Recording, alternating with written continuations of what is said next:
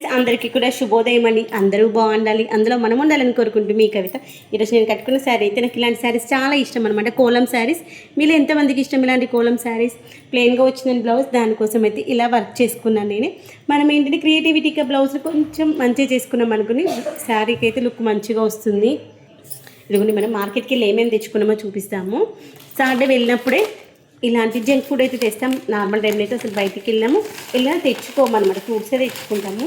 అప్పుడు మధ్యాహ్నం వెళ్ళినప్పుడు ఆల్రెడీ జామకాయలు ఇంకా వేరే ఫ్రూట్స్ కూడా తెచ్చుకున్నాము. మీకు పఫ్స్ తీసుకొచ్చాము. అందరు తలా ఒకటి తినేసారు. ఇంకొకటి ఎక్స్ట్రా ఉందన్నమాట అఖిల్ కోసం అని మీకు చూపిస్తామని తీసుకొచ్చాను. మనం మార్కెట్కి వెళ్ళినప్పుడు జనరల్గా ఎప్పుడు ఐస్ క్రీమ్స్ తెస్తాం కదా. ఆల్రెడీ మధ్యాహ్నం బయటికి వెళ్ళినప్పుడు జామకాయలు దాంతోపాటు ఐస్ క్రీమ్స్ తీసుకొచ్చుకున్నాము. అయితే రేపు సండే కదా, సాటర్డే సండే మాత్రమే బ్రేక్ఫాస్ట్ తింటాం. మీరు ఆల్రెడీ సాటర్డే కూడా బ్రేక్ఫాస్ట్ ఏం తినలే. అయితే మా హస్బెండ్కి బేకరీకి వెళ్ళారనమాట. పఫ్ తీసుకొచ్చారు కదా, అప్పుడు బ్రెడ్ కూడా తీసుకొచ్చారనమాట. నేనైతే ఈరోజు సాటర్డే కాబట్టి పఫ్స్ అయితే ఏం తిన్నాను. ఈ బ్రెడ్ ఆమ్లెట్ కోసమని రేపటి కోసం బ్రెడ్. ఇంకోటి గుర్తుంచుకోవాల్సింది ఏంటంటే, మనము ఇలాంటి ఐటమ్స్ ఏవి తెచ్చుకున్నా 1-2 సార్లు చెక్ చేసుకొని తెచ్చుకోవాలి. ఎందుకంటే లాస్ట్ టైం అలానే అయింది.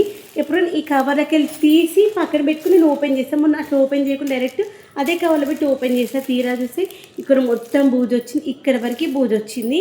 పైన వరకు ఒక 3-4 వాడాను. తర్వాత మిగిలినవి లాస్ట్కి ఈవినింగ్ ఏంటంటే అత్తయ్య, మామయ్య, మా చిన్నడు ముగ్గురే తిన్నాను అనమాట బ్రెడ్ ఆమ్లెట్. మేము మార్నింగ్ బ్రేక్ఫాస్ట్ తినాం కాబట్టి ఈవినింగ్ మా అత్తయ్యని టీ పెట్టినప్పుడు టీలోకి తినమని చెప్పేసి వెళ్ళి మళ్ళీ అట్లా ఉంటే పాడైపోతే సర్లే అనేసి అట్లే కవర్ తీసుకుపోయి ఇచ్చేసాను. తీసి 2 మా హస్బెండ్కి ప్లేట్లో పెట్టేసాను. మిగిలిన అఖిల్ తీసుకోమని. ఈ బాటంలో వచ్చేది అఖిల్కి వాళ్ళ నాన్నకి ఇష్టం అనమాట. ఒకరు పైకి తీసుకుంటే ఇంకొకరిది కింద తీసుకుని షేర్ చేసుకుంటారు అనమాట. అయితే వాళ్ళ నాన్నకి 2 తీస్తే నాన్న వెయిట్ చేయంటే వాళ్ళ నాన్న ఏమైనా కింద తీసిస్తారేమో అనుకున్నాను అనమాట. తీరా అఖిల్ ఓపెన్ చేసి చూసే కింద అంతా ఫంగస్ ఉంది. మమ్మీ ఇలా ఉంది, అసలు మనం తింటప్పుడు చూసుకోలేము మమ్మీ అన్నాడు. అందుకే మనం 1-2 సార్లు కొనేటప్పుడు చూసుకోవాలి, తినేటప్పుడు కూడా చూసుకోవాలి. అందుకని చెప్తున్నాను.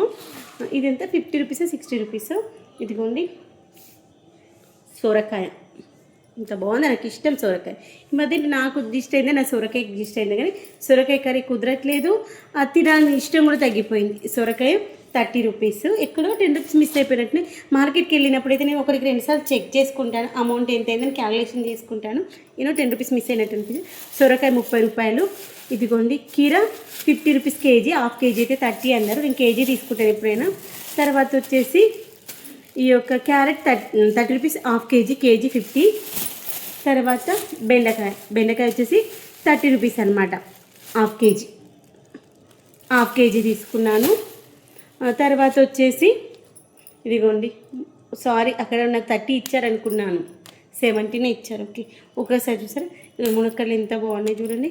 మన చెట్టుకు వచ్చిన మునక్కాడలు కూడా మన చెట్టు పూత ఎప్పుడు వస్తుందో కానీ ఇదిగోండి 10 రూపాయలకు 3 ఇచ్చారు. 20 రూపీస్కి 6 అన్నారు. 6 ఏం చేసుకుంటాం, 3 చాలు, వారానికి సరిపోతాయి, మళ్ళీ బట్టలు ఉంటే వేస్ట్ అయిపోతాయి అనేసి 3 తీసుకున్నాను. 10 రూపాయలకు 3. తర్వాత స్వీట్ కార్న్ వచ్చేసి 20 రూపాయలు. ఇది 20, అది 10, 30 రూపాయలు తీసుకుంది కాబట్టి నేను 200 ఇచ్చాను. ఒక్క నిమిషం, క్యాలిక్యులేషన్స్లో కరెక్ట్గా ఉందండి. ఇదిగోండి మీరు 20 రూపీస్కి 4 అని ఇచ్చింది. చిన్నగా ఉన్నాయి కానీ బాగున్నాయి, ఇట్లా ఉడకబెట్టుకొని తినొచ్చు కదా అనేసి తీసుకొచ్చాను. 4 తీసుకొచ్చాను. తర్వాత ఇదిగోండి ఈ యొక్క కొత్తిమీర 20 రూపీస్ ఒక కట్ట. నాకు కొత్తిమీర కొంచెం ఎక్కువగానే ఇష్టం, అందుకని 2 కట్టలు తీసుకొచ్చారు. రేపు నాన్ వెజ్లోకి వస్తుంది, దాంతోపాటు ఇంకే కర్రీ చేసుకున్నా కానీ వాడుకోవచ్చు. కొంచెం కొత్తిమీర ఎక్కువ వేసుకుంటే బాగుంటుంది. అసలు ఎన్ని తీసుకొచ్చా కానీ కూరగాయలు ఏం తెచ్చాను? ఒక కీర ఒకటి, సోరకాయ ఒకటినా చూసిండ్రా? చూస్తే ఎంత అయిపోయింది లెక్క పెడదాము. ఇది 30, ఇది 10, 50, ఇది 10, 60, ఇవి 30 రూపాయలు అనమాట.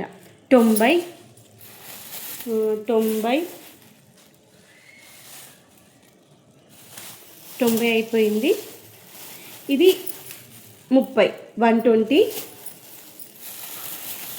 ఇవి వచ్చేసి 100, 220 రూపీస్. నేను 400 తీసుకుపోయినా. 220 అంటే అదే నాకు 10 రూపీస్ ఎక్కడో మిస్ అయింది. అదే ఆలోచిస్తాను. 220 అంటే ఇప్పుడు ఇంకేమో తీసుకున్నాను, ఎగ్స్ తీసుకున్నాను వచ్చేటప్పుడు. ఎగ్స్కి వచ్చేసి 90 రూపీస్. అక్కడ మనకి ఎంత 220 అయింది కదా. 220, 100 90 కాబట్టి 310. 310 అంటే నాకు ఇప్పుడు ఎంత మిగిలాలి? 90 రూపీస్ మిగిలి 20, 40, 60, 60 ఉన్నాయి, 60 ఇప్పుడు 70 ఉంది. ఇంకేడో మిస్సింగ్ అయిపోయింది. అప్పుడప్పుడు మీకు అలానే అవుతుందా? చెప్పడం మర్చిపోవద్దు. నేనైతే మార్కెట్కి వెళ్ళేసి వచ్చాక ఒకసారి క్యాల్కులేషన్ చేసుకుంటాను అనమాట.